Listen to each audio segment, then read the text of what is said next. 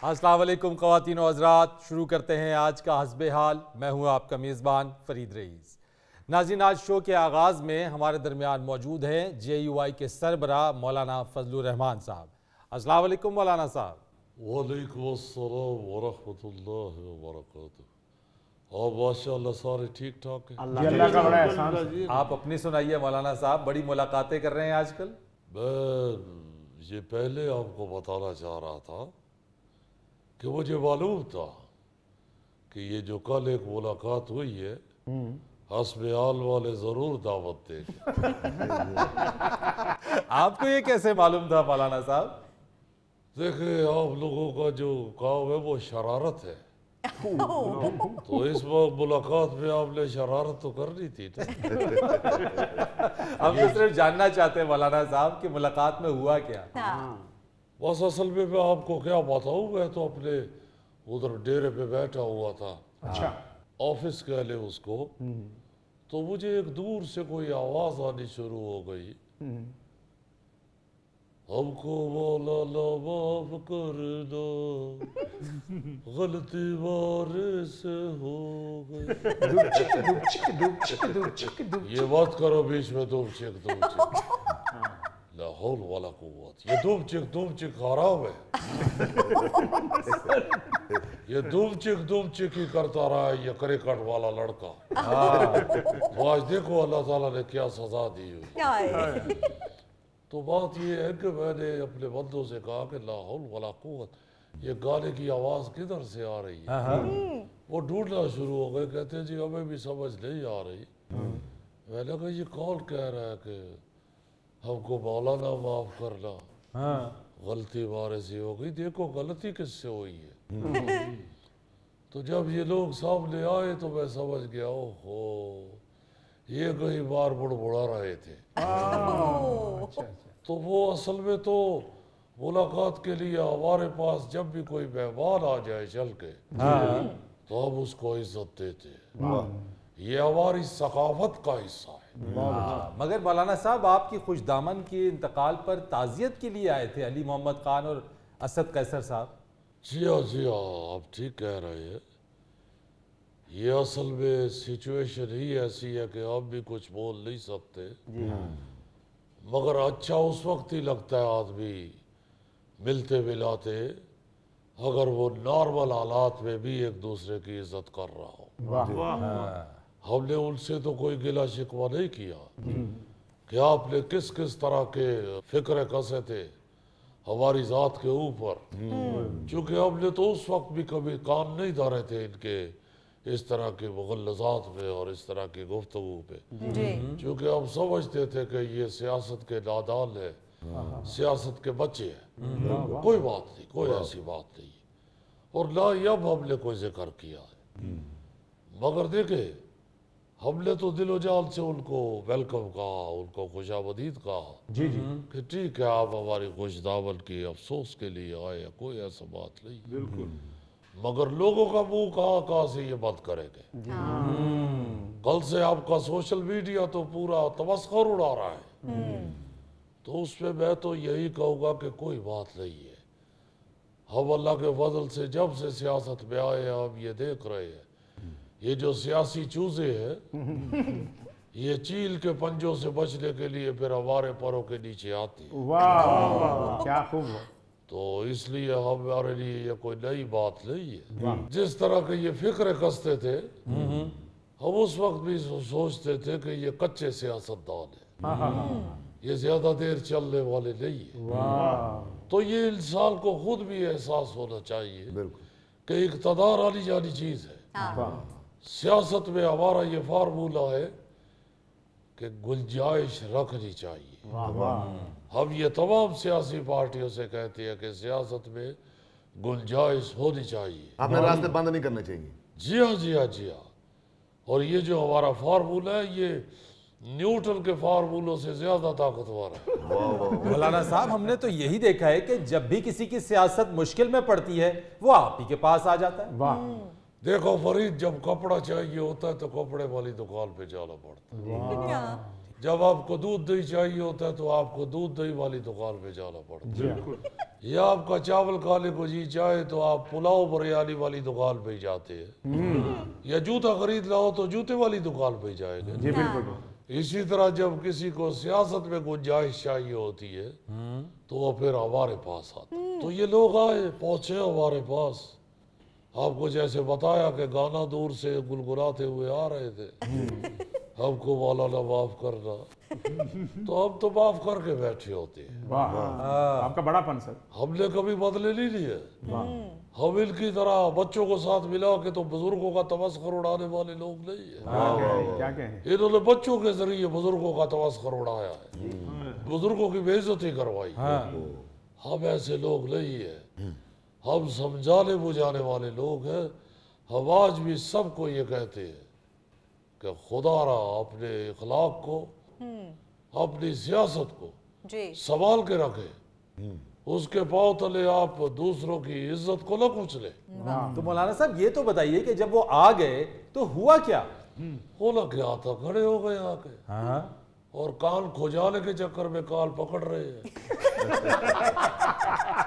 हम समझ गए कि कालों को हाथ लगा के माफी मांग रहे हैं। उनमें से तो एक शख्स ने पैर खुजाने के चक्कर में बांग देने वाला परिंदा बनने की भी कोशिश की। हमने मना किया, हमने कहा भाई हमारे यहाँ इस तरह का परिंदा हो तो हम तो फौरन हलाल करके तो हड्डियों में डाल लेते। आप तशरीफ रखिए, कोई आप आपको खुशामदीद कहते हैं। अच्छा। तो बैठ गए, उन्होंने ताज़ियत भी की, फातिहा भी पढ़ी। उसके बाद फिर वो शुरू हो गए जिस चीज के लिए वो आए हुए थे। तो क्या मौलाना साहब, क्या यानी किस चीज पर बात की उन्होंने? हमको मौलाना माफ कर दो, गलती बारे से हो गई। हराम है ये, मत करो ये दुमचिक। तो बात ये है कि हमने उनसे ये कहा कि देखो, हम लोग तो आपको समझाते थे कि ये जो सियासत है ये बड़ा मुश्किल रास्ता है। इसमें अगर आप हम सफर के साथ लड़ाई शुरू कर दे तो फिर ये सफर कटना मुश्किल हो जाता। क्या खूबसूरत बात की। तो सियासत का सफर तय करते हुए एक दूसरे के साथ बना के रखनी पड़ती है। सही बात। ये वो वाला सफर नहीं है कि अगली सीट वाले बंदे को पिछली सीट वाला जो है वो कान पे ऐसे ऐसे करे। या अभी बस स्टार्ट ही हुई हो तो आप साथ वाले के कंधे पे गिर के कराटे मारने शुरू कर दो।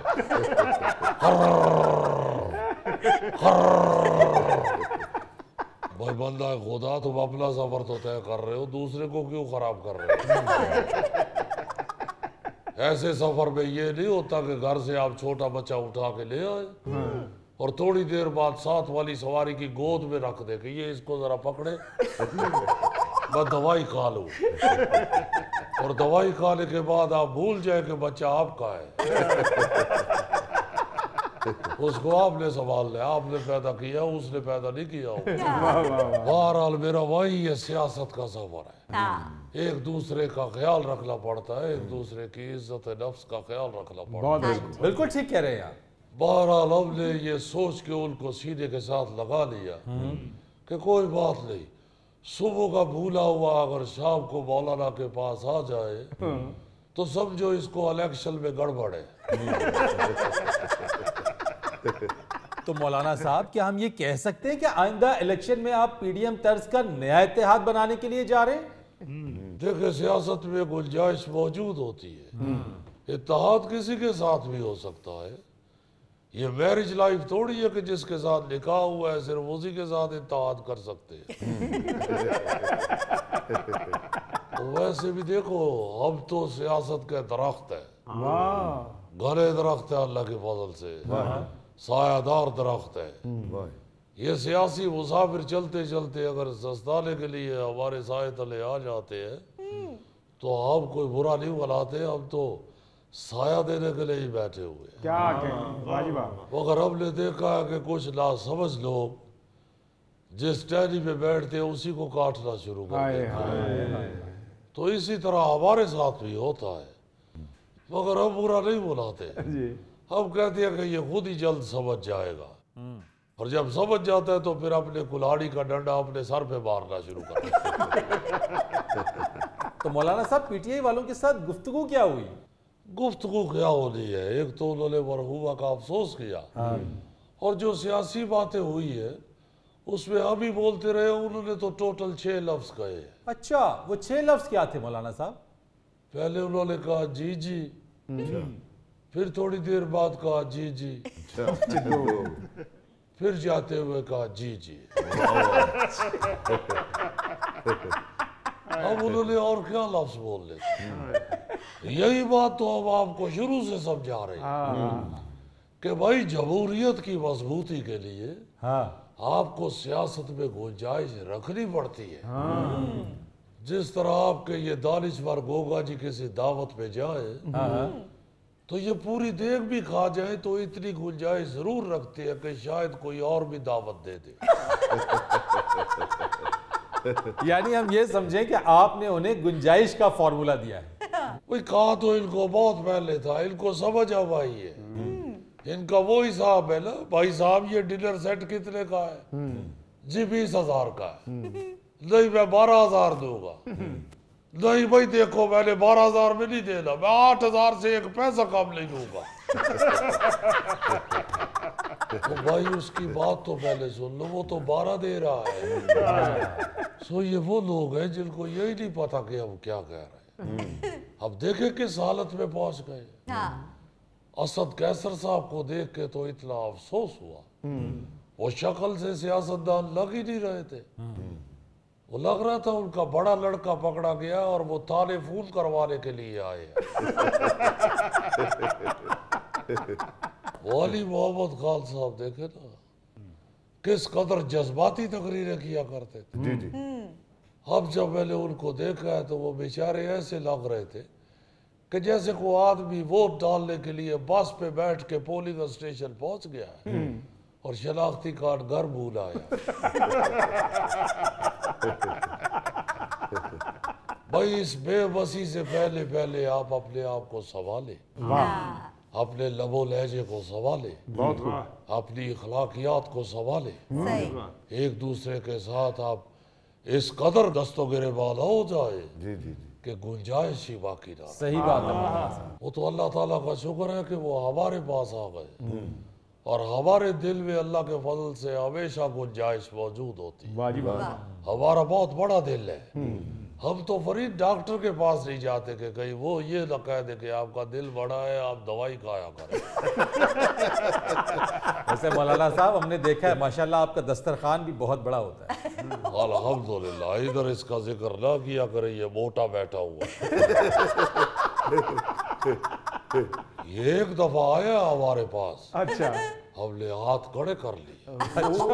भाई अब सोचते थे कि हमारे इलाके की जो रोटी है वो काफी बड़ी होती है, हमारा नान भी माशाल्लाह 1 गज का होता है, मगर गोगा कहता है कि मौलाना आप साइज को छोड़े मैं 1 दर्जे नहीं खाता हूँ। हमने फिर उधर सियासत इस्तेमाल की, हमने 1 नान के 12 टुकड़े करके इसके आगे रख दिए। नाज़रीन यहाँ पर वक्त हुआ एक ब्रेक का, हमारे साथ रहिए। ਭਾਜੀ ਮੰਮੀ ਇਹਦਾ ਡੰਗਿਆ ਮੈਨੂੰ ਕਿੱਥੇ ਫਾਇਦਾ ਹੋਇਆ ਜੇ ਭਾਈ ਇੱਕ ਵਾਲ ਨਹੀਂ ਵਧਿਆ ਮੇਰਾ ਕੋਈ ਵਾਲ ਵਧਿਆ ਜੇ ਦੇਖੋ ਜਰਾ ये किसी चोरी में सर मुंडा हुआ है, मेरे पास नहीं है।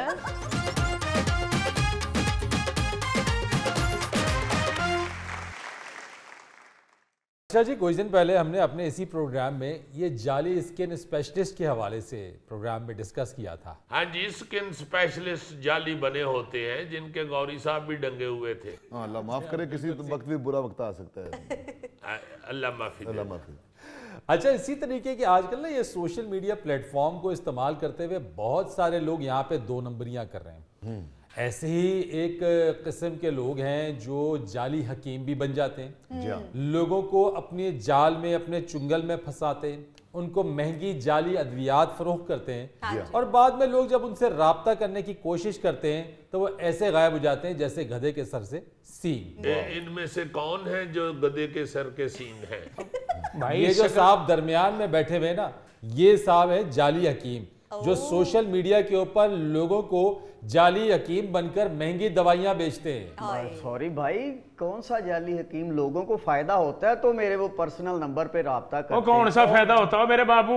हमारे घर में फसाद करा दिया तूने। अब फसाद लग रहा है, उस वक्त तो ये मेरे इतने तरले कर रहे थे कि मुझे बस अपनी प्रोडक्ट भेज दो। मैंने यार एक मिनट, तुम्हारे पास कोई क्वालिफिकेशन है? हिकमत के लिए भी क्वालिफिकेशन चाहिए होता है। नहीं तो ये जो टोपी वाले हैं ये इन डॉक्टर साहब के कंपाउंडर हैं जी? नहीं जी नहीं भाजी, मम्मी ਇਹਦਾ ਡੰਗਿਆ ਮੈਨੂੰ ਕਿੱਥੇ ਫਾਇਦਾ ਹੋਇਆ ਜੇ?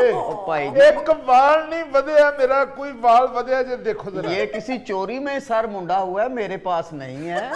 तुम तो कहते थे चोरी मुना हुआ और या शुरू से ही गंजा हो। हाँ तो वो मेरे पास हर तरीके का तेल है मेरे भाई, उसका इलाज होता है प्रॉपर। ये आहिस्ता आहिस्ता स्लोली ये बाल अच्छा एक मिनट यार, एक मिनट, हम तुमसे बात करते हैं, हम बात करते हैं एक मिनट। अभी हम पता लगा लेते हैं कि तुमने इन दोनों को कैसे बेवकूफ बनाया। ये जो दूसरे साहब हैं जी, इन साहब ने इस जाली हकीम से अपने कद बढ़ाने के लिए दवा लेनी शुरू 6 महीने की इकट्ठी दवाई ले ली, 6 महीने की। कह रहे कोरस है, और पूरा कोरस भी कर लिया। यकीन करना कि कद नहीं बढ़ा बल्कि और छोटा हो गया। ये तो परहेज नहीं किया होगा जिसकी वजह से दवाई ने असर नहीं किया। इसमें परहेज बहुत जरूरी है। नहीं तो आप इस उम्र में क्यों कद बढ़ाना चाहते हैं? जनाजे वाली मंजी तक कंधा नहीं पहुंचता आपका? नहीं, अनफॉर्चुनेटली भाईजान मेरी बेगम जो है उसने तो बेचारी ने मेरे साथ जिंदगी हंस खेल के गुजार ली। वो जो आगे पोते पोतियां हो गए ना, वो मुझे रोज सवेरे उठ के कहे दादा अबू आप स्कूल नहीं जा रहे हमारे साथ, आप हमारे साथ पार्क नहीं जा रहे खेलने के वास्ते। वो बेगम मेरी हंसती है, वो कहते हैं आपको बच्चा ही समझती है। झूठ बोल रहे हैं सर, इनको किसी ने दिए हैं 4-5 पैंट कोट। वो इनसे बड़े हैं तो इस वास्ते ये दवाई खा रहे हैं कि मैं उसमें पूरा आ जाऊं। यानी पेंट कोट नहीं छोटे करा रहे, खुद बड़े हो रहे। अब भाई उसे छोड़ो, मुझे बताओ मैं कब करूंगा शाहिद फरीदी की तरह ऐसे ऐसे ऐसे? भाई कब ये करूंगा? दवाई से तो असर नहीं हुआ, थोड़ा सा आग पे भून के देखो, शायद बाहर आ जाए। वैसे मैं माफी चाहता हूं, आप शाहिद अफरीदी वाली वीडियो ही पास रख लें। आपका तो मेरा ख्याल है वो हेयर ट्रांसप्लांट वाले भी अब कुछ नहीं बना सकते, क्योंकि उन्होंने भी इधर से पीछे से बाल उतार के ऊपर लगाने होते हैं। तो आपका तो सारा पीछा भी उड़ गया हुआ है। ओए बदकिस्मत आदमी होता है जिसकी बैक ही ना हो। मैंने इनसे कहा है कि जितनी है इसी तरह गुजार लो, लेकिन इनकी जिद है कि मैंने एक दफा ऐसे ऐसे लाजमी करना है। तो तुमने बालों को जरूर करना है, खारिश हो तो ऐसे ऐसे कर लिया करो। भाईजान ये फ्रॉडिया है, इसने मुझे खुद कहा था कि 3 माह के बाद तुम ऐसे ऐसे क्या ऐसे ऐसे भी करोगे। और भाईजान फ्राडिया से ज्यादा कहो, ये तो फ्राडिया ऐसा है कि अल्लाह माफ करे लेडीज आवाज में भी बात करता है टेलीफोन पे। यस, यही मैं कहने वाला था फरीद साहब। हाँ। ये जरा जो सेंटर में हकीम साहब बैठे इनको गौर से देखें, ये 2 साल पहले लड़की था। यार आप इनके हकीम होने के ऊपर तो मुझे शक है। जो इनका गेटअप आप देख लें, कोई पॉप स्टार कोई रॉक स्टार तो ये हो सकते हैं, कोई ये हकीम नहीं हो सकते। ये जाली हकीम है जी। सर जी ये अपने जाल से निकलने नहीं देता। पहले मैंने इरादा किया कि चलो छोड़ो बालों को, क्या फायदा। फिर ये इसने लड़की बन के मुझे फोन करना शुरू कर दिया। इसने कहना शुरू कर दिया जब आपके बाल आ जाएंगे हाँ। तो हम एक हो जाएंगे। तो यार तुम इससे ही समझ जाते कि ये झूठा है। एक होते भी तो एक तो नहीं था ना होना, 2.5 होना था। भाई क्या बात कर रहे हैं, हकीम और डॉक्टर वही होता है जिसको पता चल जाए कि इसको कौन सी दवाई से आराम आना है। इनको बातों से आराम आ रहा है तो मैं इनको आहिस्ता आहिस्ता उस तरफ लेके जा रहा हूँ। तो कौन सा बातों से आराम है, कौन सा बातों से? यकीन करना लेडीज आवाज में 4 दफा इजी लोड करवा लिया इसने मुझसे। तो आपने कर दिया इजी लोड। क्या करता फिर? तो फिर आप जैसों को इसी तरह के बंदे ही ठीक रहते हैं। बिल्कुल आप क्यों इधर उधर निकलते हैं? असल में तो फरीद साहब मसला ये है कि फ्रॉड तो चलो हो रहे हैं बेशुमार, बिल्कुल ऐसे। और कई किस्मों के हो रहे हैं। बिल्कुल। जो उनके जाल में फंसते हैं ना जी, वो भी लालची लोग होते हैं। मैं बिल्कुल तुम्हारी इस बात से इत्तेफाक करता हूँ। ये जब तक लोग ऐसे मौजूद रहेंगे वो इन फ्रॉडिये के हाथों बेवकूफ बनते रहे। सर जी मैंने इसको मीडिया पर नहीं लाना था।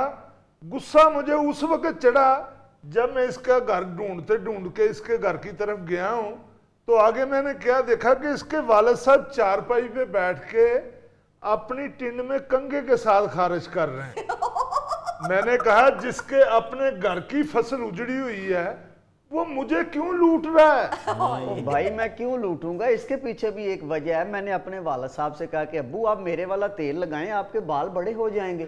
लेकिन वो घर की मुर्गी दाल बराबर, वो मेरी बात ही नहीं सुनते। तो यार ये तुम्हारे पास ऐसा कौन सा तेल है जिससे सर के बाल उगाते हैं? बड़ा अच्छा सवाल किया आपने। मैंने काला बिच्छू मार के उसका तेल तैयार किया है। 1 माह यूज करने के बाद आप कंघी करने के काबिल हो जाएंगे। ले भी जे तू बिच्छू ना मारता ना तो उसने तुझे डंग मार देना था। बस विटामिन की वो गोली डालूंगा कि आपके गिट्टे और छोटे हो जाएंगे। बेटे आज तू मुझे बिच्छू समझिए, ये प्रोग्राम खत्म हो जाए उसके बाद आज तुझे मैं बताऊंगा कि मैं क्या चीज हूँ। लोग बहुत सख्त परेशान है इनके हाथ। हाँ जी जो बंदा इनसे डसा जाता है जी, वो तो पागल हो जाता है कि ये मेरे साथ हुआ क्या है। सही कह रहे हो। क्योंकि उस वक्त उसको समझ नहीं आ रही होती जब ये अपनी चालें चल रहे होते हैं। जब उनको पता चल जाता है कि ये फ्रॉडी है, उसके बाद ये उसको मारने को फिर रहे होते हैं। सर जी इसने जाली कापियां छपवाई हुई हैं, ये चंदा इकट्ठा करता है। ओ वैसे लगते तो ये चंदा खाने वाले ही हैं। देखो अच्छा वैसे मैं माफी चाहता हूँ, इन 2 नंबर चक्रों में पड़ते ज्यादातर 2 नंबर लोग ही हैं। बिल्कुल। अल्लाह जो समझदार शरीफ आदमी है ना जी, वो ऐसे चक्रों में पड़ता ही नहीं। अल्लाह आपकी खैर करे जनाब। आप मेरे हिकमत खाने में आए, मेरा डाटा चेक करें। ओवरसीज पाकिस्तानियों को मेरी दुआई से इतना फायदा हुआ है ना, मुझे यूरो डॉलर पाउंड भेजते हैं, और मैं ये थोड़े थोड़े पैसों के लिए क्यों फ्रॉड करूंगा? क्यों जी? ओवरसीज पाकिस्तानियों के साथ भी तुम ये फ्रॉड ही करते हो। वो पाकिस्तान आएंगे तो तुझे पकड़ेंगे ना। वैसे डॉक्टर साहब मैं माफी चाहता हूँ, इतनी भारी भारी करेंसी आपके मुंह से कुछ अच्छी नहीं लग रही। ज्यादा से ज्यादा तुम अपने मुंह के मुताबिक चुआनी कह लिया करो, या किसी वक्त बड़ी इनकम को दिल करे तो ठियानी कह लो। पाउंड यूरो डॉलर क्या सुना रहे हो हमें? यही आते हैं मुझे। और यार यही तो वो कह रहे हैं और हम भी जानते हैं। तुम लोग फ्रॉड ही करते हो, ओवरसीज पाकिस्तानियों के साथ भी करते हो। जाहिर है नेट के ऊपर तो सारे ही है ना जी, सोशल मीडिया सारे इस्तेमाल बिल्कुल ऐसे 25,000 दे के जाएगा तू। आज मैं तुझे बता दूं यहाँ 25,000 रुपया, 75,000 कम 1 लाख रुपया दे के जाएगा तू यहाँ। नहीं तो आपने इसे 25,000 दिया हुआ है। और क्या बाबू? शाबाश, 25 को दिया, 5,000 दर्जी को दे के पेंट कोट ही ठीक करवा लेते। अजीजी 5,000 को भी छोड़े, 200 रुपया मोची को दे के बूटों को अड्डियां लगवा ले। और बाबू आप मुझे मशवरा ना दे, इसको गिरफ्तार करवाएं। आप देखें हुलिये से ये फ्रॉडिया लग रहा है। वाह हुलिये से अपनी शक्ल देखी है तूने? ट्रक के फट्टे बहुत एक हंस जाए ना, उसके पीछे बनी हुई अयूब खान की फोटो ऐसी हो जाती है।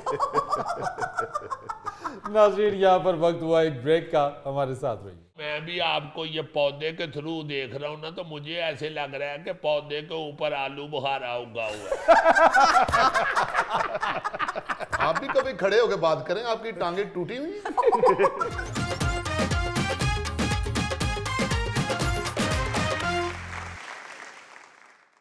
जी गोगा जी, क्या सियासी तबसरा करना चाह रहे हैं? गोगा सियासी तबसरा करेगा? गोगे तुम्हारी ये जुर्रत? और 1.5 दिन तो तुम लंगर वाली लाइन में खड़े रहते हो, तुम्हें सियासत का क्या पता है? तो यार गौरी साहब, इसमें अचंभे वाली कौन सी बात है? आजकल की जो मौजूदा सियासी सूरत हाल है उसमें हर शख्स तज्जियाकार बना हुआ है, तो हमारा गोगा क्यों ना सियासी तबसरा करे और तज्जिया करे? जी गोगा जी। सर जी मैं कहना ये चाह रहा था कि जब से मैंने होश संभाली है, हाँ, हमारी सियासत गिरगिट की तरह है, रंग बदलती है, एकदम नक्शा ही चेंज हो जाता है। हाँ ये बात गोगा ठीक कर रहा है वैसे, कि कुछ अरसा पहले आप देखें कि नून लीग आगे लगी हुई थी और पीटीआई पीछे हला कर रही थी। हाँ। अब नून लीग आगे आ गई है हाँ। और पीटीआई पीछे से पीछे निकल गई। जी बिल्कुल आप ठीक कह रहे हैं। पाकिस्तान की सियासत का कुछ पता नहीं है, कभी दिन कभी रात, कभी धूप कभी छांव। प्रिय साहब इसीलिए मैं सियासत में हिस्सा नहीं लेता, वरना मैं मुल्तान से इलेक्शन लड़ूं ना तो मैं एमपीए बन सकता हूं। जी एमपीए बच्चों का। अच्छा, पाकिस्तान की सियासत के हवाले से ना आप कोई भी चीज हतमी नहीं कह सकते। ये हमने भी देखा है, हमने भी जब से होश संभाला है, हमने भी जब से सहाफत में कदम रखा, मुख्तलिफ इलेक्शन होते हुए देखा, सियासी सूरत हाल सियासत में ऊंच नीच देखी, आप किसी बात के ऊपर कायम रह ही नहीं सकते हैं। आप एक तज्जिया दे सकते हैं, एक राय दे सकते हैं, लेकिन हतमी कुछ भी नहीं होता। सूरत हाल ऐसे तब्दील होती है मिनटों में। आप देखें ना, पीटीआई मौलाना फजलुर रहमान के लिए किस किस तरह की गुफ्तगू करती थी और अब उनसे मिलने के लिए पहुंच गई है। नहीं, ये बात तो आप बिल्कुल ठीक कह रहे हैं। बैठे ने सारे मछिंदर, क्या हाल है? अल्लाह का शुक्र है बेटे। मैं आपको जो बात बताने लगा हूं, जो आप बात कर रहे हैं, इसमें जो मुखबर बताता है वो भी बता दूं आपको। जी, और क्या बात होगी कि आप अंदर की बात हमें बता दें। पीटीआई वाले तो ये कह रहे हैं ना कि हम उधर अफसोस के लिए गए थे। मुखबर मेरा ये बताता है कि ये जो पीटीआई वाले हैं ना, इनके चंद जो सियाने रह गए हुए हैं इनके पास, वो आपस में गुफ्तगू ये कर रहे हैं कि हालात ठीक करने के लिए सबके साथ अब आपको हाथ मिलाना चाहिए। उस पे अब किसी की राय होती है कि नून लीग से हाथ मिलाएं, कोई कहता है कि पीपल्स पार्टी से हाथ मिलाएं, कोई कहता है भाई जी इंज ना करें, जो आपके इस्तेहकाम वाले टूट के गए हैं उनको क्यों ना आप राजी कर ले। तो मुबैना तौर पर जो मुझे पता चला है, एक सियाने ने इनको कहा कि गाल सुनो, वारी वारी सारे मुंडियों के जो तरले करेंगे और राजी करेंगे, ते एक वारी मुंडिया दी मां को क्यों नहीं टुर जाते।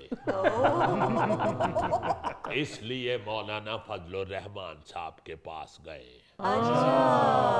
गल समझ गए हो? जो काम उन्होंने 10 महीने में करना था वो मौलाना आप ही कर लेंगे। यही काम पीटीआई वाले पहले कर लेते। यार मैं जितनी बात बताता हूँ उतनी सुना करो, मुझे आगे से मशवरे ना दिया करो।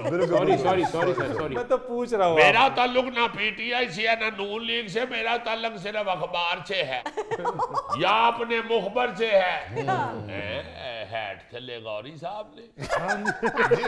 मैं ही हूँ सीआईडी साहब। जब आप जैसे आप खिड़की खोल के बाहर निकलते ना, इसी तरह बिल्कुल मासी मुसीबतें खिड़की खोल के बाहर निकलते कलियां प्रोग्राम में। वैसे मैं माफी चाहता हूँ, मैं भी आपको ये पौधे के थ्रू देख रहा हूँ ना, तो मुझे ऐसे लग रहा है कि पौधे के ऊपर आलू बुखारा उगा हुआ है। आप भी कभी खड़े होकर बात करें, आपकी टांगे टूटी हुई। मैं अपने घर में बैठ के तो अपनी अखबार पढ़ता हूँ, दैट्स इट। चले ठीक है यार, मेहरबानी। आपकी तरह फजूल आदमी नहीं हूँ। मेहरबानी, आप मुखबरी देते हैं, मेहरबानी आप। एक और आपको मुखबरी बताऊं। बताइए बताइए। नून लीग के एक बड़े सीनियर तर्जुमान जो हैं वो आजकल स्क्रीन से गायब हैं। मुखबर बताता है, कुछ लोग तो ये कहते हैं ना डॉन लीग्स की वजह से उनको सज्जे खब्बे किया हुआ है, मगर मेरा मुखबर बताता है कि उनका टेलीफोन टेप हुआ है और उन्होंने नून लीग की एक बड़ी अहम जो ओहदेदार हैं उनके मुतल्लिक बड़ी अजीब सी गुफ्तगू की हुई। अच्छा। इसलिए उनकी नून लीग से तकरीबन छुट्टी हुई है। छुट्टी से याद आया, एक मुखबर ने और भी बात बताई है। मुबैना तौर पर बता रहा हूँ, मुखबर बता रहा है। कहता है भाई जी, चौधरी निसार साहब जो है ना, वो भी दोबारा नून लीग के लिए नवाज शरीफ साहब से मिलना चाह रहे हैं। बड़ी खबर है जी। क्योंकि उनके जहन में है कि पीटीआई वालों ने गुलाम सरवर को पीछे करके मुझे उस हलके में आगे नहीं लाना। मगर मुखबर ने साथ ये भी बताया है कि अभी उनको कोई जरिया भी नहीं मिल रहा। और मियाँ साहब भी सख्त गुस्से में हैं, उन्होंने मानना भी नहीं है। सीआईडी साहब, ये जो आपके पीछे साइकिल खड़ी है, हाँ जी, ये आप बाहर नहीं निकालते, क्या ये चोरी की है? यार ये बंदा मुझे ठीक नहीं लगता। इसने मुझ पे दूसरा हलवा किया है। नहीं नहीं, वैसे आपसे दिल लगी करते हैं, आप बड़ी अहम मुखबरियां देते हैं। मैंने मजाक कर रहे हैं आपसे, वो बड़ी प्यार मोहब्बत करते हैं आपसे। आज थैला साहब बड़े प्यारे लग रहे हैं। मेहरबानी सर, मेहरबानी। इनकी सालगिरह तो नहीं है? मैंने सुना है इनकी जब सालगिरह होती है ना तो ये एक टाफी रख के काट लेते हैं। चाचा जी वाकई बड़ी बचत करते हैं, अपनी सालगिरह पे डांस भी खुद ही करते हैं। यार इनको छोड़ो, एक और मुखबरी सुनो बड़ी हंसी वाली। अच्छा, पंजाब पुलिस का सबसे जो महंगा प्रोजेक्ट है ना, वो डॉल्फिन फोर्स है। समझते ही हो तुम। ये आपको बता दूं कि डॉल्फिन फोर्स जो हर वक्त गश्त करती है, जी जी, उस डॉल्फिन फोर्स की हर बाइक को रोजाना का 3 लीटर पेट्रोल मिलता है। अच्छा, जो पेट्रोल पंप पे पहुंच के वापस आने में 1.25 लीटर तो लग जाता है।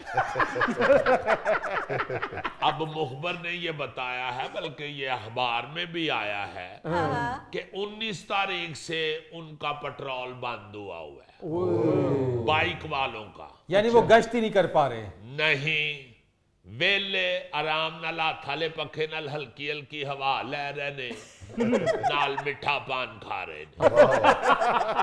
मगर मुखबर कहता है कि जो एसपी लेवल के लोग हैं, आला अफसरान जी, उनको 700 लीटर महीने का मिलता है।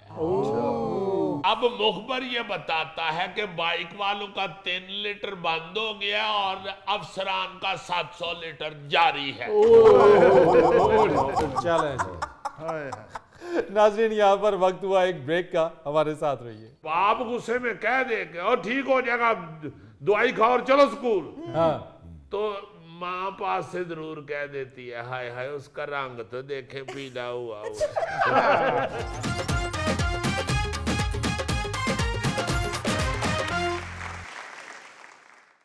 आज आप सब लोगों को एक मजे की खबर सुनाऊं। जी जी, गजरेला सस्ता हो गया। यार, हर खबर सिर्फ गजरेले की नहीं होती है। मैं चीन से मुताल्लिक एक खबर बताना चाह रहा हूं मैं। ओ चीन, हाँ, यू मीन शैशलिक। यार मैं तो गोगा खुश कर रहा हूँ। यार गोगा ना खुश करो, खबर सुनो। खबर सुनाओ। खबर ये है कि चीन में सुबह सुबह एक बच्चे ने पुलिस को फोन करके पुलिस बुलवा ली। अच्छा, क्यों? भाई, उसने पुलिस को फोन किया और ये शिकायत की कि मेरे वालिद साहब ने मुझे मारा है। जब वहां ऐसा होता है, हाँ, पुलिस फौरन आ जाती है। कि बच्चा अगर ये शिकायत कर दे कि मुझे वालिदैन ने मारा है या मुझे किसी ने हाथ भी लगाया है, तो पुलिस फौरन पहुंच जाती है। फिर अच्छा, हुआ ये, जब पुलिस ने तहकीकात की, जब तमाम जावियों से देखा, तो कुरा ये निकला कि बच्चा स्कूल नहीं जाना चाहता था और इस वजह से उसने ये पूरा ड्रामा रचाया है। यानी चीन दे बच्चे भी हुंदे नलायक ही ने, बड़े होके सियाने हुंदे ने। और वैसे भी आपको पता है चीन नकल मारने में बहुत तेज है, तो मुझे लगता है इम्तिहानों में भी नकल नुकल मार के पास होते हैं। नहीं, वैसे ये तो मैं एवं मयाखन कह रहा हूँ। देखो, पूरी दुनिया के जो बच्चे हैं ना, वो होते तो बच्चे ही हैं, जैसे होते हैं, बिल्कुल। और अब तो कुछ हालात बदल गए हैं। बहुत से स्कूलों ने बड़ी अट्रैक्शन पैदा कर दी है बच्चों के लिए। वहाँ पे प्ले लैंड से बना दिए हुए हैं स्कूलों में, और परिंदे भी रखे और मुख्तलिफ चीजें ऐसी कि बच्चे अब शौक से चले जाते हैं। वरना हमारे दौर में हाय हाय हाय हाय हाय, मुझे अच्छी तरह याद है कि हम लोग तो यार, मेरे वालिद साहब अल्लाह ताला उनको जन्नत में जगह अता फरमाए, वो बड़े सख्त थे और हम इस तरह के बहाने नहीं लगा पाते थे, चले जाते थे उठ के कौड़ा कुट करके। अच्छा, वरना मुझे अच्छी तरह याद है कि बड़े बड़े अजीब ड्रामे बच्चे करते थे। अब भी करते हैं, अब भी कई बच्चे जो स्कूल से छुट्टी करना चाहते हैं, हाँ जी, इस किस्म की उनको एंड स्कूल के टाइम पेट में दर्द होती है। ये बड़ा कॉमन बहाना है। मैं कहता हूँ जी कि इस तरह का रोना और उल्टा सीधा होना शुरू होते हैं, जी, उस वक्त ये इनमें आता है कि यार हम वही आकड़ के फिरते हैं। हर बच्चा जो है वो भी एक्टर होता है, ऐसी पक्की एक्टिंग करते हैं। अच्छा, अगर बाप गुस्से में कह दे कि और ठीक हो जाएगा, दवाई खाओ और चलो स्कूल, हाँ, तो माँ पास से जरूर कह देती है हाय हाय उसका रंग तो देखे पीला हुआ हुआ। तो उस वक्त बच्चा रोते रोते नीचे से जो अम्मी को लुक कराता है ना, वो असल में लुक में कह रहा होता है बहुत अच्छे। अम्मी जिंदाबाद, अम्मी जिंदाबाद। अम्मी तो होती जिंदाबाद है, वो बेचारी पोलियो होती है। और स्कूल लगने के आधे घंटे के बाद जो दर्द ठीक होती है ना, जैसे दर्द का नामो निशान ही नहीं। ग्रेजुअली भी कई सियाने एक्टर जो होते हैं वो ठीक करते हैं, कई एकदम भी ठीक करते हैं। जब मैं कहता था ना मेरे पेट में दर्द होती है, मैं आज स्कूल नहीं जाना, तो मुझे आइसक्रीम लेकर दे देते थे, मैं चले जाता था। वाह वाह वाह, यानी तू शुरू तो ही खुराक पे लग गए।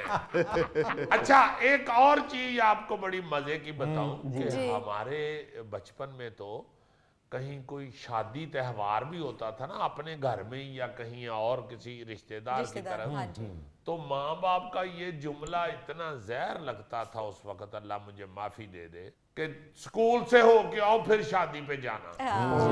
स्कूल जरूर जाना है, घर में भी किसी बहन भाई की शादी है तो स्कूल जाना है। आज भी जाना है, आज भी जाना है स्कूल। और बिल्कुल नहीं थी छुट्टी करने देते। अच्छा, सिर्फ ये पेट के दर्द का बहाना ही नहीं था होता, बहुत होते थे। मैंने ये किया नहीं हुआ, वैसे तो स्कूल से छुट्टी के बहाने मैंने किए हुए हैं, मगर ये वाला मैंने नहीं ट्रिक खेला हुआ। अच्छा, सुनते थे कि अपने बाजू के नीचे इधर बगल में प्याज रख लेना, प्याज, तो उससे बुखार चढ़ जाता है। कई बच्चे ये भी करते थे कि बगल में प्याज रख के, तो उससे जिस्म का टेम्परेचर बढ़ जाता है। तो थर्मामीटर जब चेक करता है तो उसमें आ जाता है कि जी बच्चे का टेम्परेचर बढ़ा हुआ है, तो उस पे फिर बच्चा कहता है कि हुन सुनाओ।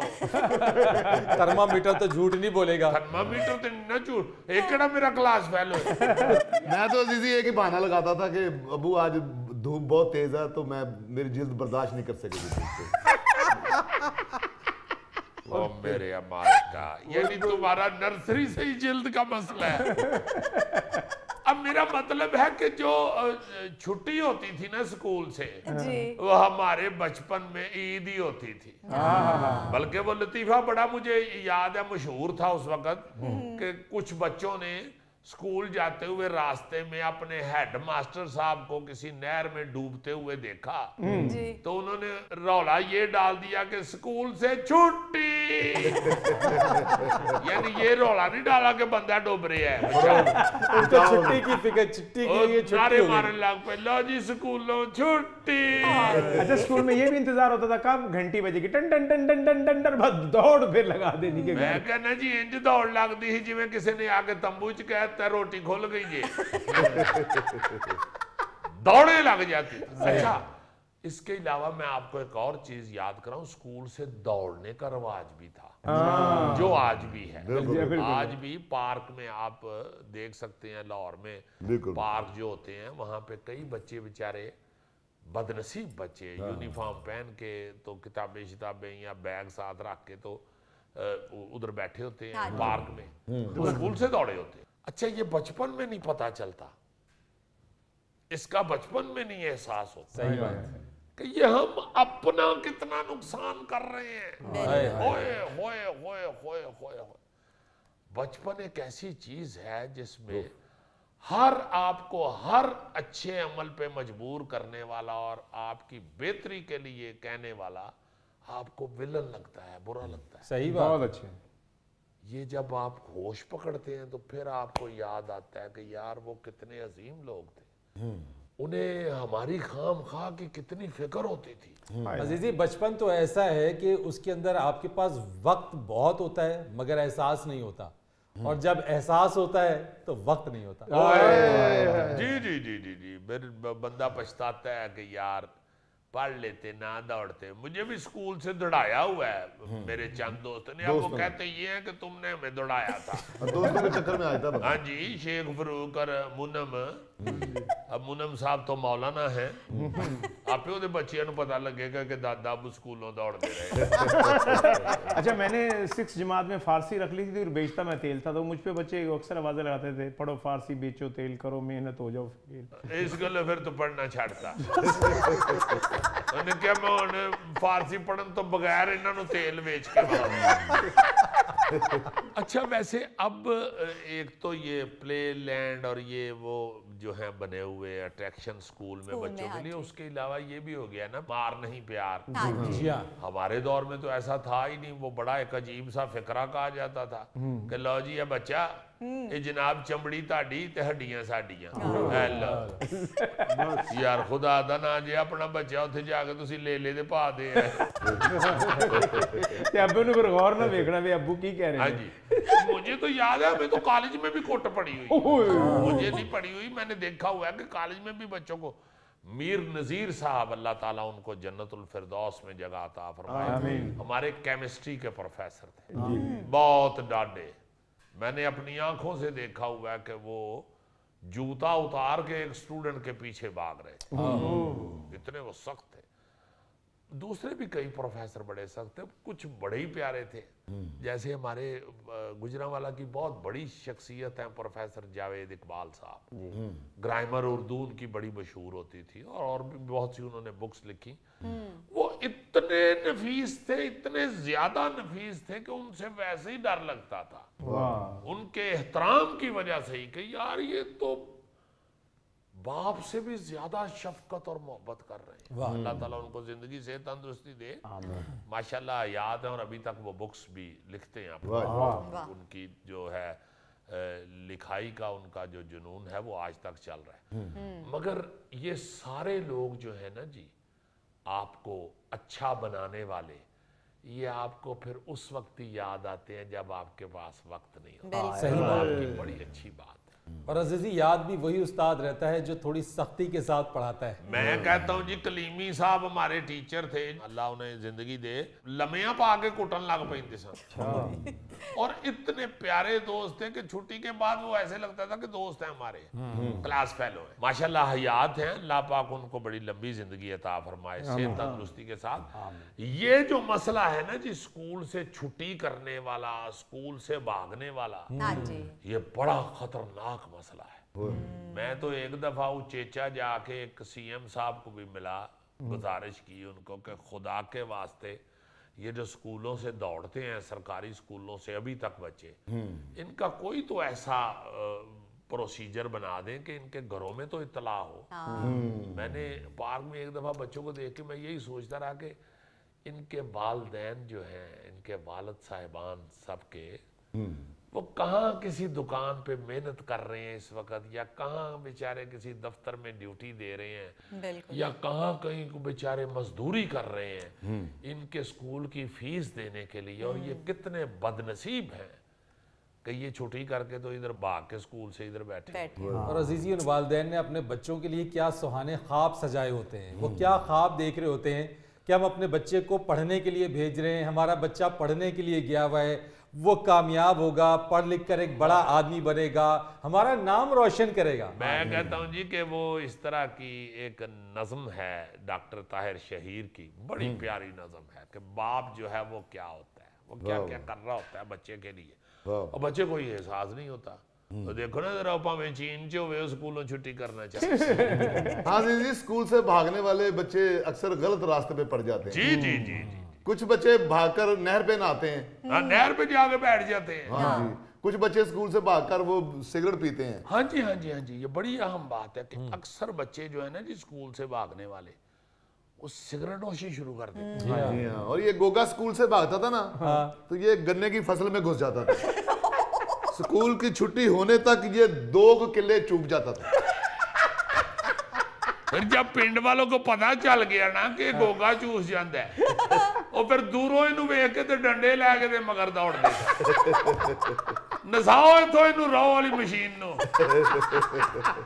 नाज़रीन ये था आज का हस्बे हाल। जाने से पहले एक खूबसूरत बात, इंसानियत बहुत बड़ा खजाना है, इसे लिबास में नहीं बल्कि इंसान में तलाश करो। अपने मेजबान फरीद रईस को इजाजत दीजिए, कल आपसे फिर मुलाकात करेंगे इंशाअल्लाह। तब तक के लिए अल्लाह हाफिज।